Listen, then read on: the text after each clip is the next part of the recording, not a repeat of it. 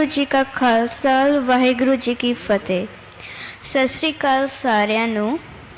जिवें तुहानूं पता है मैं अमानत कौर हाँ। मैं राजवीर जवंदा की बेटी हाँ। मेरे पापा मेरे सब तो प्यारे पापा सी। मेरे पापा मैनू एक लकी चार्म मानते सी। ओह कहंदे सी कि मैं तेनू बहुत प्यार करदा, तू कभी भी मेरे तो दूर नहीं होना। मेरे सब तो प्यारे पापा जदों कहंदे सी भी मेरे तो दूर नहीं होना, भी ओह मेरे तो ही दूर चले गए। तो हुण जदों फ्यूचर आएगा मैं आपदे पापा का सपना पूरा करूँगी। तो मैं ये भी कहना चाहनी हाँ कि जिवें मेरे पापा नाल होया यह किसी होर दे पापा नाल ना होवे। धन्यवाद।